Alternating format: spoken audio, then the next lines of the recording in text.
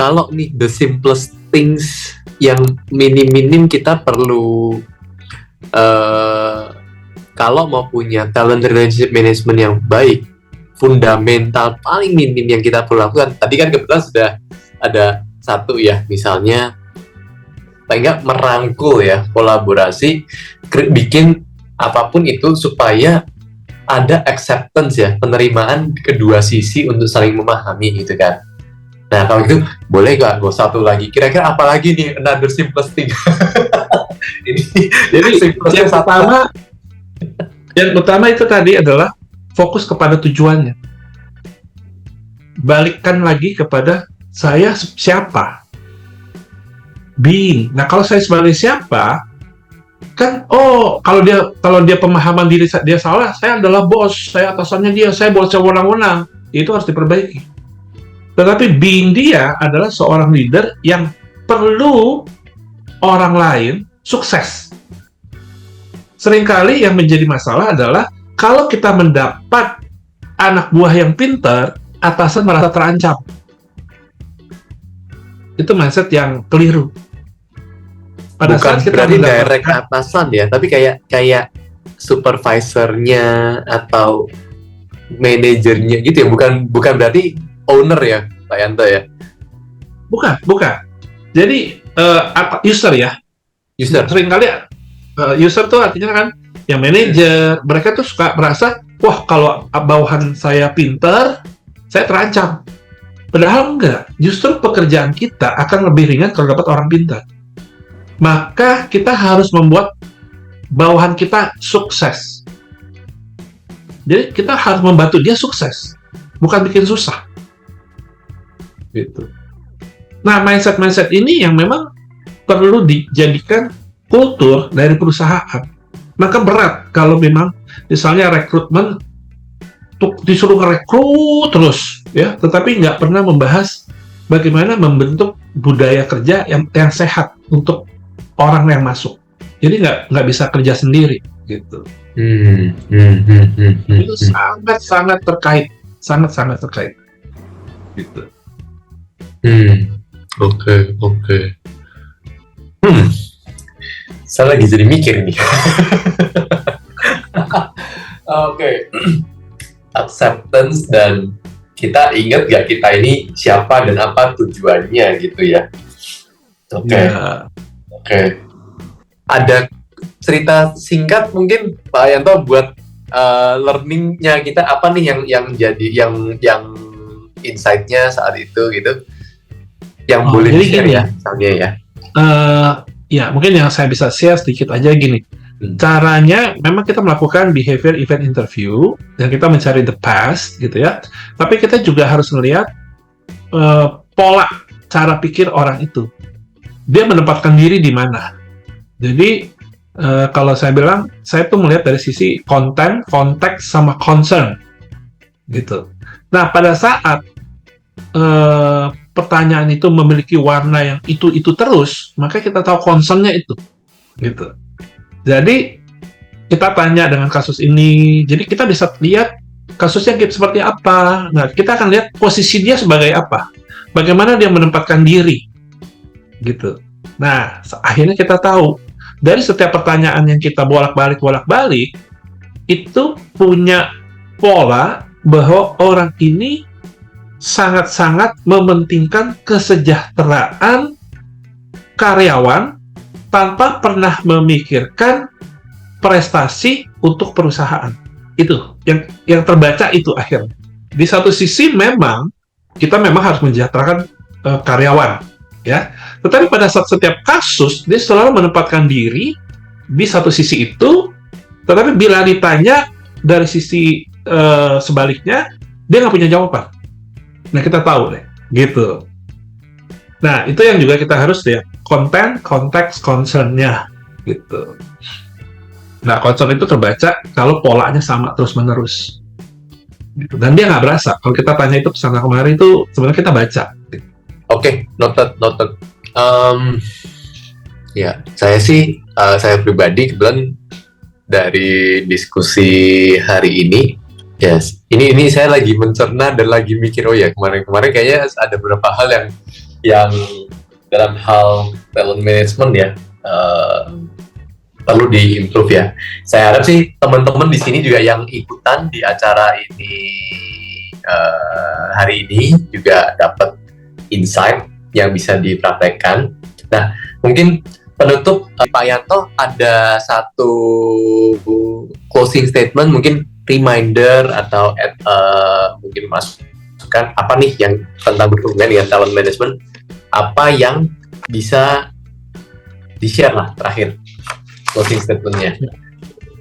Mungkin saya menghimbau ke teman-teman yang pasti yang mendengarkan hal ini biasanya berkiprah di area rekrutmen lah ya, biasanya gitu ya. Nah, saya ingin kasih masukan, seperti tadi sebenarnya sudah saya katakan, cuman mungkin saya akan tekankan lagi bahwa pada saat kita melakukan rekrutmen yang sangat berhasil adalah kalau kita benar-benar memahami organisasi dan user secara utuh. Kita bukan hanya melaksanakan rekrutmen, tetapi kita juga menjadi bagian dari strategic business. Ya, izinkan saya cerita satu hal mengenai tukang batu, gitu ya. Ada 3 tukang batu. Satu tukang batu itu ditanya sama anak kecil, "Pak, Bapak lagi ngapain?" Lalu dia katakan, "Saya lagi taruh batu di atas batu, lalu saya kasih semen." Oke. Lalu tukang batu yang kedua ditanya, "Pak, Bapak lagi ngapain?" "Oh, saya lagi bangun tembok." Oke. Sama kan? Kerjanya sih sama. Lalu yang ketiga ditanya, "Pak, Bapak lagi ngapain?" "Oh, saya lagi bangun sekolah. Karena sekolah ini akan ada di sini tanggal sekian, di bulan sekian, supaya anak-anak nggak jauh-jauh sekolah di desa lain."